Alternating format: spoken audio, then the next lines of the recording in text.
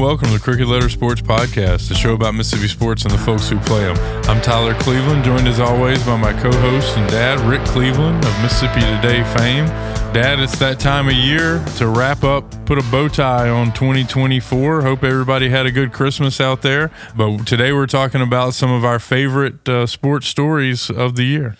Yeah, some of the biggest sports stories that have happened in Mississippi over the last 12 months. And it's been a pretty eventful year. It has been. I mean, we don't want to start right off the top just listing things, but we'll get to that. But just looking back at like the end of last basketball season through baseball season, over the summer into the football, just an exciting year all around. We had some championships, one national championship for the JSU Tigers, which we'll talk about. But I mean, I feel like it was a year in which Mississippi teams were achieved. They achieved across the board.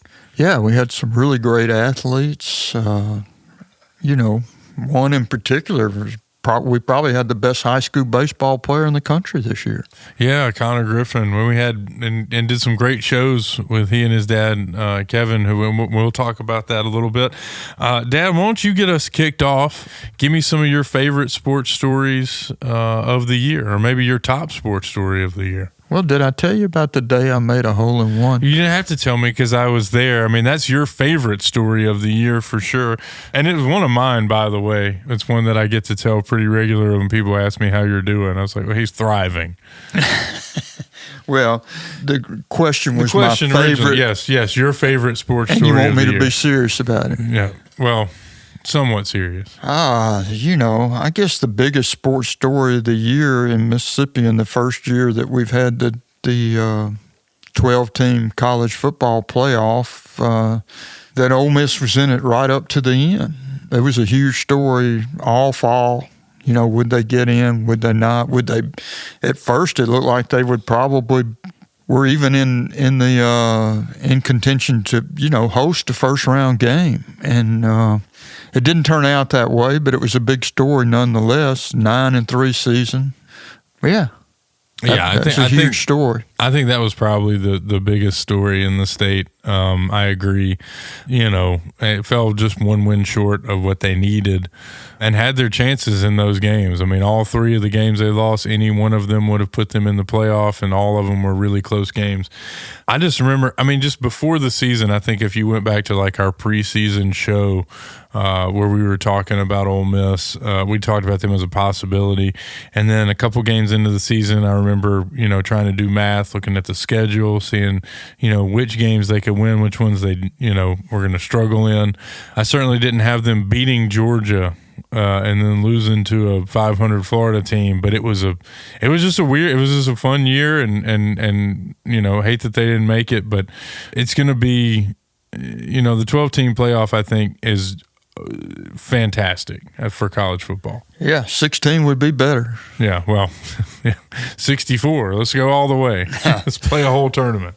No, 16 would really be, I think, is the number we need to get to. And, if we had a 16-team playoff this year, Ole Miss is in it. Yeah, and I think you'd have a better field because I think at 12 you get, and I know we're so greedy. They gave us 4 and we said we need 12. We got 12, now we need 16.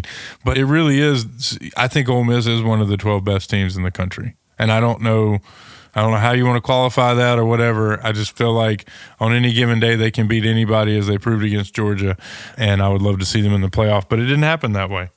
Dad, I want to talk about one of my favorite stories also in college football, and that's Jackson State. I know it's very recent, but the Tigers win the SWAC championship, win the Celebration Bowl to claim a HBCU national championship, beating South Carolina State 28-7. Didn't just beat them, beat them pretty solid. And we talked about it a little bit on our show right before Christmas. But you got to be impressed with what T.C. Taylor has done. Extremely impressed with what T.C. Taylor has done. His predecessor got national acclaim and recruited some of the best players in the country. Including the guy that won the Heisman Trophy. Including the guy that won the Heisman Trophy. Well, we can get into that, too, if you like to. Yeah, but at any rate, He never could win this one. He never could win the Celebration Bowl. He never won the HBCU National Championship. And T.C. Taylor, who is a totally different type of guy, you know. He's a Mississippi guy from right down there in Pike County. He's a lot more low-key. Coach's coach. Yeah, he is. And you talk to high school coaches around the state, and they all know about him, and they all like him and respect him. And, yeah, I mean, it's a good story. And it's good to see Jackson State. I'm a citizen of Jackson. I'm glad to see them doing what they're doing. Yeah. I just like that it was like Jacobian Morgan from Canton as the quarterback, not, you know, we're not talking about Shedeur Sanders or anybody else winning a natty. It was a guy right from here from Canton and homegrown talent, and of course Javancy Jones joining that defensive coaching staff. It's a lot easier to root for them to me because they're so local, and it's, you know, guys that I've, you know, grew up admiring and watching. Dad, let's go back to some other stories from earlier in the year. I've got on my list Southern Miss winning 40 games in baseball for what would be the 8th season in a row. Of course, they were 12-4 when we quit playing in 2020, so we'll never know, but that team was well on its way, it looked like. But for, you know, complete seasons, I mean, 8 in a row with 40 wins. Nobody else in the country. Yeah, it's pretty impressive.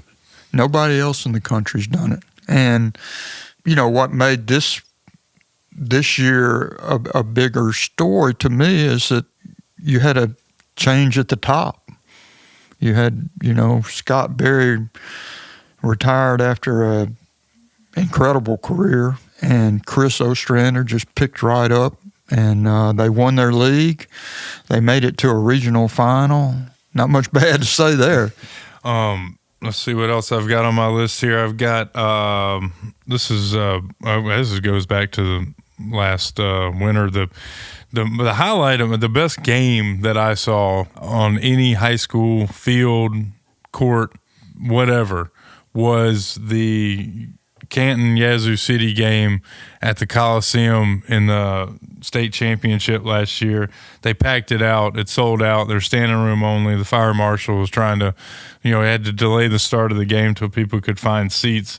Of course, Canton won, but it was kind of the, you know, there's so much movement in the basketball all season, and that felt like it that night. This was like the last, you know, hurrah for Yazoo City, and it had the feel of one of those old school JPS big time championship games at the Coliseum. It was the first time I'd felt like that in a couple of years, and it was a really special night. Yeah, you summed it up pretty good there. It did have the feel that you're talking about back when Provine and Murr, Provine and Lanier, and would have those matchups in the state finals at the Coliseum, and the fire marshals would come in. And, yeah, it had that feel. Well, it was, and we talked about it with Mo Williams on our episode last month about the growth of the suburbs and high school basketball in Mississippi, because, you know, there's so much movement on the Jackson periphery. And that was kind of like, I think that's the kind of matchup you're going to have to get unless, you know, a team like Lanier can slip in. You know, I think they are pretty good this year. I mean, they got a chance to get back to the Coliseum, but unless a team like that slips in, I mean, this is what we have for like big metro basketball going forward. Tyler, I thought the biggest high school story of the year, and one that reached a national level, was Connor Griffin, Jackson Prep, first high school player taken in the Major League Draft, National Player of the Year, pitcher, shortstop, could play anywhere on the field, really. Runs like a deer. And like you say, we had he and his dad on the show, and it was just a really intriguing story. It was. I mean, and one that, like you say, got the national attention. I know you have recently got an update. I know their season was kind of cut short, the fall season, because of a tornado or something. A hurricane. That's right. You know, he's down in the Pirates. he was down in Bradenton at their training facility, and they had to send all the players home because of the hurricane that came through there. But I talked to his dad, Kevin, who also had a great year at Belhaven. That's the right. Softball Can't forget. national runner-up.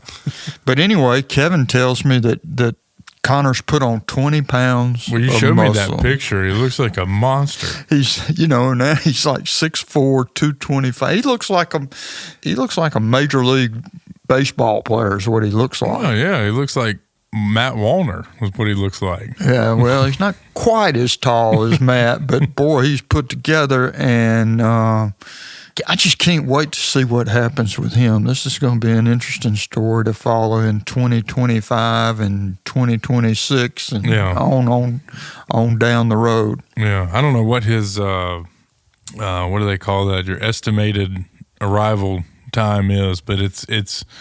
I mean, he's on the right path. They're projecting that he'll start out in Class A ball in Bradenton this summer.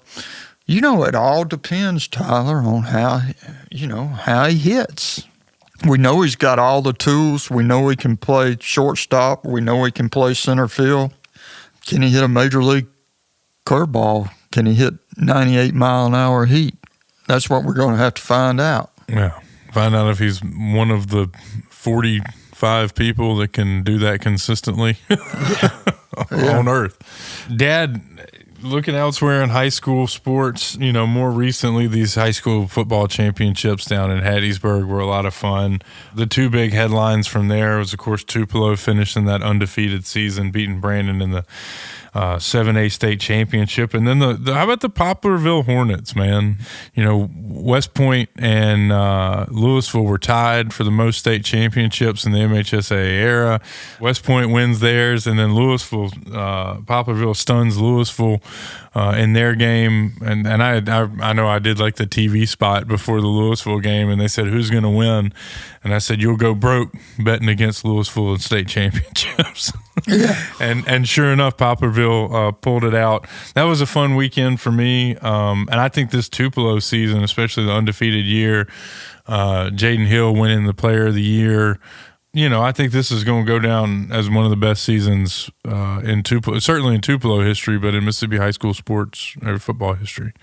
Yeah, there was no weakness there. No, I mean, they were really good on both sides of the ball, and they may be back. Yeah. Well, we're going to get Ty Harden on here soon to talk about it, but I think they got to be the favorites going into next season if they can replace a couple of key players on the line. Before we get out of high school football, we just got the news recently that our buddy Tony Vance has retired. Yeah, Hattiesburg High. What a coaching career he's had. I know. I just can't imagine that he's through coaching. I can't either, but I mean, it's one of those things where he's got his years, so we'll see what happens with that. But he may end up at a private school or going elsewhere later. But he's a hell of a coach.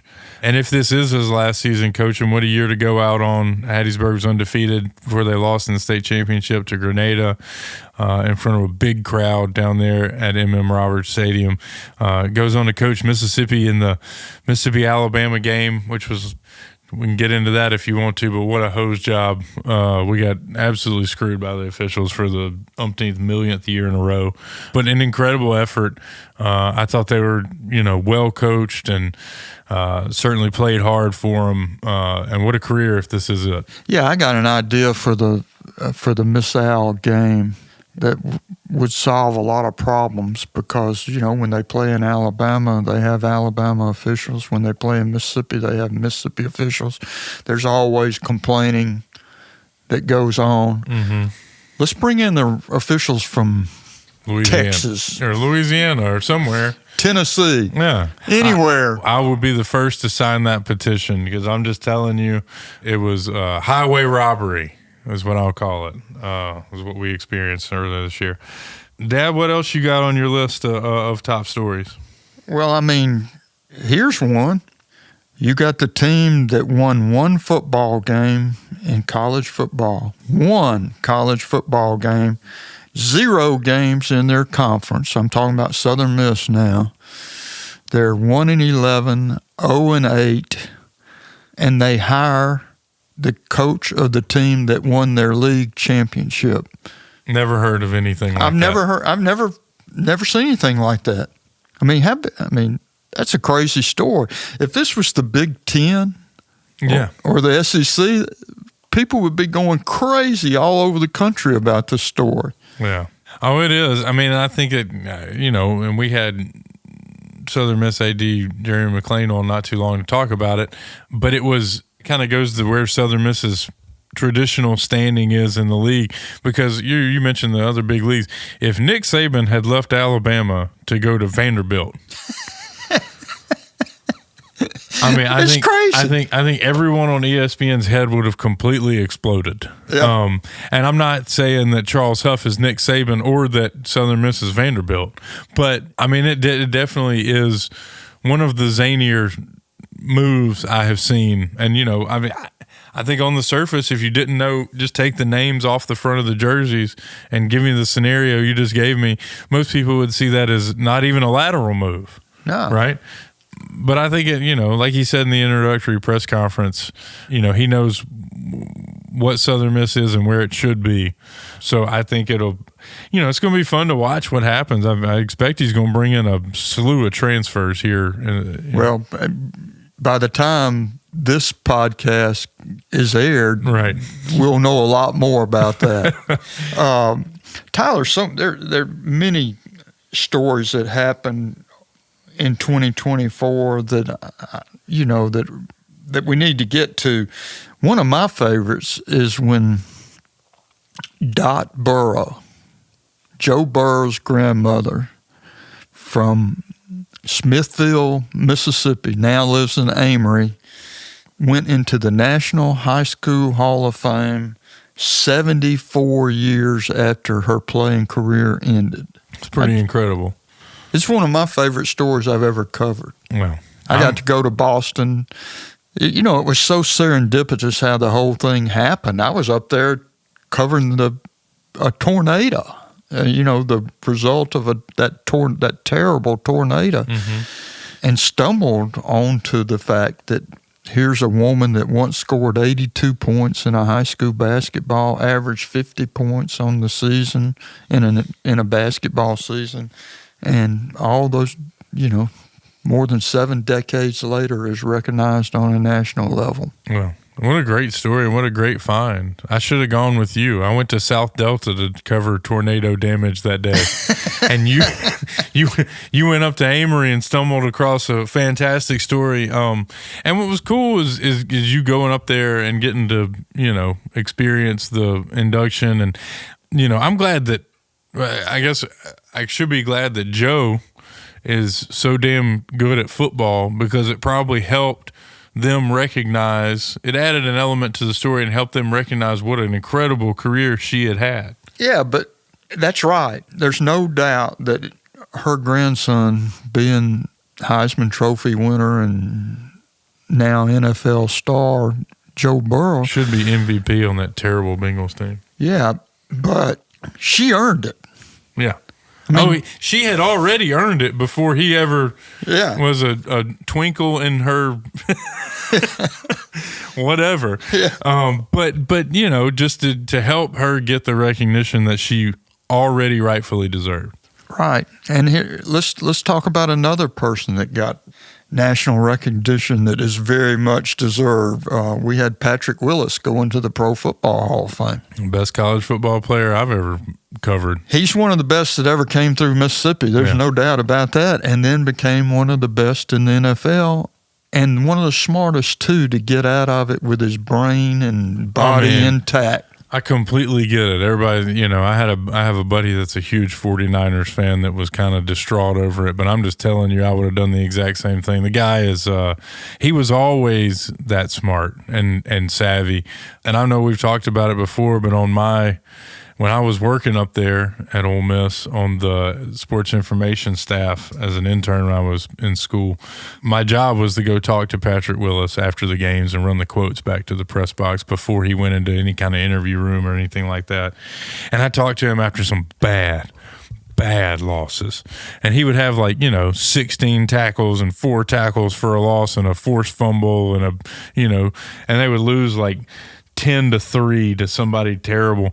And, he was always a good sport about it. And I know he didn't want to talk to me, but he was always a nice guy. And when you were counting tackles for the stat crew, usually you have to wait until whoever the last guy to get up off the pile was the first one there or whatever. When Patrick Willis made a tackle, you never had to guess who the hell had made the play because the opposing player was usually crumpled. There was impact involved. Yeah, high speed impact. And then the club was the dead giveaway. You remember the arm club that he wielded? He was playing with a broken hand. That's right. He wielded it like a billy club. Yeah. Yeah, and what a fantastic career he had. So well deserving.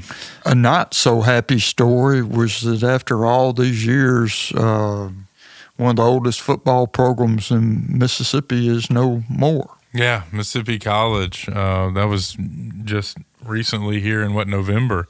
Yeah. Announced the shuttering of the football program, and you just hate it. Hate to see it. I know there's been a bunch of stories since then, kind of backlash from some fans and supporters of the school. But yeah, 100 years of football. I think we're going to see more of it across the country. Yeah. Of small colleges. It's expensive. It is. And they decided they'd put the money to better use somewhere else, and I see both sides of the argument. I do too. I just wish there was a way they could figure it out, I just don't. If schools that are smaller than Mississippi College can afford to play football, it seems like there would be a way for Mississippi College to figure that out. I'm not. That's all I have to say about that. Yeah, another kind of neat story, and toward the end of 2024 is we got 2 college basketball teams in the top 25. We had Chris Beard on our most recent show, and Chris Jans has got it going at Mississippi State. I'm really looking forward to following that story in the first 3 months of 2025 and hopefully into the 4th month. Yeah, really hope so. And there's a chance with both of them. They're both really good basketball teams. No, Mississippi State is absolutely loaded for bear. But I think both these teams are really good, and I think it's fun to have good basketball too. I mean, we talked with Coach Beard about the investment and the excitement around SEC basketball, and I'm glad to see that Ole Miss and Mississippi State are a big part of that. Well, they certainly are. Another story a bright story, college story in Mississippi in 2024 is that Ole Miss ended the year as the #1 golf program. Yeah. Of course, what really matters in college golf is the spring. Mm-hmm. And they enter the spring the #1 team in the country with a team that has a legitimate chance or shot at a national championship. Well, I tell you what, if there was a team from Mississippi or school from Mississippi that was excel at golf, I'm telling you, I'm stunned it's Ole Miss. Absolutely stunned. The country club crowd is winning at country club sports. It's fantastic. We've talked a lot about the Ole Miss golf program. Of course, they won a national title with the women a couple years ago. So, I mean, it seems to be a growing thing. Chris Malloy does a great job there. Yeah, absolutely. And he's also a really, really good guy. He's fun to talk to, and he's kind of he came to Ole Miss from Florida State, where he recruited a national champion team there, mm-hmm. and he's getting it done. Yeah, I think. It's obviously for us, we're golf nuts, so cool to have a team that's relevant. Absolutely. Dad, on a sadder note, and I know we don't talk about it much on this show, I thought one of the most shocking moments for me was watching that testimony in Congress where Brett Favre announced that he has Parkinson's. That was one of the most shocking moments for me. And, all politics and all that other stuff aside, a feeling of guilt for how much I enjoyed his career, and just, you know, I knew that he was like the Iron Man, and he was like taking all these hits, and he always got up, you know, played in so many consecutive games. NFL record that'll never be broken. Right. So, I mean, I guess just the way that made me feel in that moment, just knowing that all that punishment that he took, you know, had resulted in this, and I had relished, you know, in watching him play the game for so many years. I know he wouldn't change anything about how he played, but, you know, it was just an interesting moment for me, and it gave me a unique feeling that I don't usually get in the world of sports. I understand exactly where you're coming from, but we can't end on that note. No. There are many. What are we other looking things forward to in 2025? Oh man, complete recovery for Brett Favre. Yeah, well, I mean, that would be amazing. I don't know if that's I don't know if that's on the table with that, but I certainly hope for the best for him personally. No, I think, like you mentioned, I think just to start off the end of this basketball season and how things shake out for Ole Miss and State, and hopefully Southern, if they can get a little bit more consistent. You know, we'll see how that plays out. Then going into baseball season, I mean, you know, the expectations are sky high for everybody, as always. And it's always my favorite time of the year when it gets warm and we start playing golf again and the baseball teams really get going. That's, you know, obviously March and April and May. That's what I'm looking forward to the most. And then we'll see who can run it back in football. Like you mentioned, Tupelo may be back. They're going to run it back this year. Ole Miss appears to have done pretty well in the portal again, and, you know, has a good team coming back. So we'll see if they can run it back and maybe burst through that ceiling into the playoff. Yeah, and it'll be really interesting to see what happens down in Hattiesburg. Yeah, well, everything's on the table, you know. I think I don't know how you define success down there, and it's way too early to tell because we don't even know who the hell's on the team at this point. But you don't want to set an over-under on wins yet. We'll wait till the fall to do that. But I don't, you know, it'll be interesting to see how they define success and whether they're able to hit those marks. Well, I know we're 9 months away from this, but Southern Miss opens that season at home with Mississippi State, and the next week they play Jackson State at home.